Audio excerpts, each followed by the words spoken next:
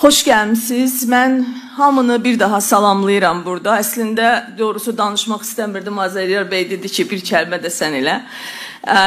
Ona görə toplantının başından məni biraz narahat edən bəzi məsələlər var. Onunla bağlı istəyirəm fikrimi sizinlə bölüşüm. Birinci məsələ bizim konuşmacıların bəzilərinin çıxışlarında hiss elədiyim pessimizmdir.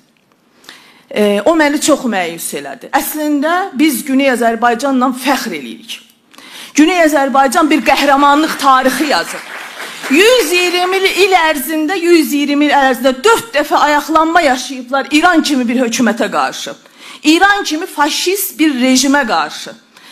Zaman gələcək, Turanın tarixi yazılacaq.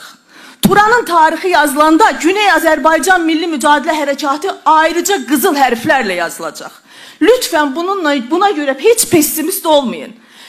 Uzun illər sürdü, düzdür. Mən sizə kiçik bir faktı demək istəyirəm.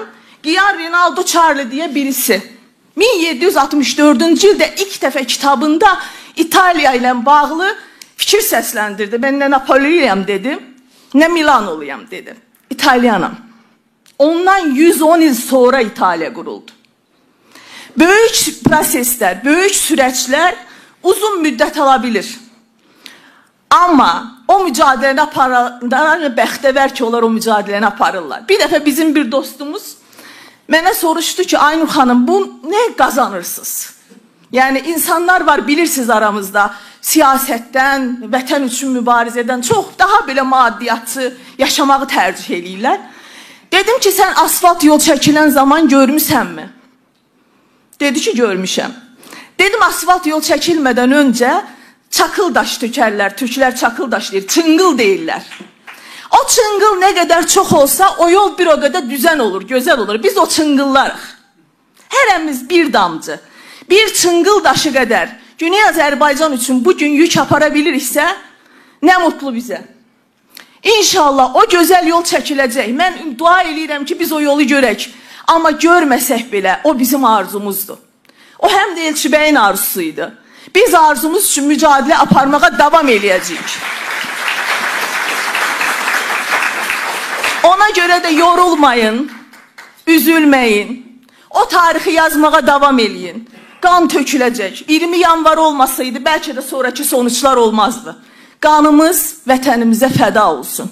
Siz qəhrəmansınız. Quzeyli, Türkistanlı, Türkiyəli. Sizin üçün nə eləyə biləriksə, ki biz yolumuzu ayırmırıq. Amma bu mücadilədə necə səsinizi çatdıra biləriksə yanınızdayıq. Ölməyə də hazırıq. Özünüzü bizdən ayrı tutmayın. Mən ikinci narahat eləyən məsələ bu oldu çıxışlarda. Özünüzü tam o Turanın ortasında tutun. Çünki Qarabağ məsələsi 30 il davam elədi. Hər kəs deyirdi ki, Qarabağı unudun artıq. Bu qədər vaxtdan sonra Qarabağ gəlməz. Amma bir gün siyasi konjunkturanın mərkəzinə oturdu. Siyasi maraqların mərkəzinə oturdu ki, Qarabağdan örtüdə o mübarizə davam edirdi. Hər kəs ayağa qalxdı. O siyasi qüvvə o Qarabağ üçün mübarizəni bitirdi. Biz bugün mücadiləmizi davam eləyək, sözümüzü deyək. İnanın bir gün yenə də Qarabağ kimi, Güney Azərbaycan kimi ki, o gün çox yaxındır. Hər kəs ayağa qalxacaq və Güney Azərbaycan üçün əlindən gələni ortaya qoyacaq. Çox təşəkkürlər.